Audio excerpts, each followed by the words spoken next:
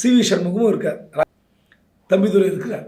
அப்போது குமார்னு ஒருத்தர் இருக்கார். ஏற்கனவே ஓபிஎஸ் அணியாக எந்த அணியாக இருக்கட்டும் பரவாயில்ல.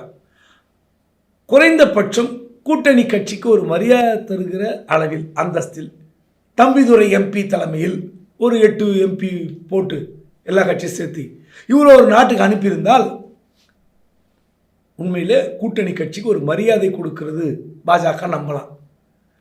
அது அதிமுக கவலைப்படல, பாஜகவும் கவலைப்படல. ஏன்னு தெரியல. உண்மையிலே இது அதிமுக கட்சி தலைமை ஏனோதானு விடவே கூடாது. ஏன்னா இப்போது பாஜகவும் திமுகவும் கூட்டணி அப்படின்றத சொன்னால் ஏற்றுப்பார் எடப்பாடி. நீங்கள் அதிகாரப்பூர்வ கூட்டணி, நீங்கள் இப்போ கள்ள கூட்டணி பாஜக திமுகன்னு சொன்னால் யாரும் ஏற்றுப்பாங்களா? ஏன் திமுக ஏற்றுக்குச்சுன்றது வேறு விஷயம், அது விவாதத்திற்குரியது.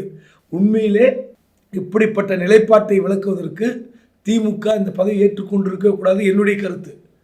அப்படி இருக்கும்போது அதிமுக ஏன் கொடுக்கல அப்படின்னு நீங்கள் மறைமுகமாக பேச்சுவார்த்தை நடத்தி இன்னொரு குழுவை 8வது குழுவாக சேர்ந்திருந்தால் உண்மையிலே அதிமுகவுக்கு ஒரு வலிமை இருந்திருக்கும். விட்டுட்டாங்க.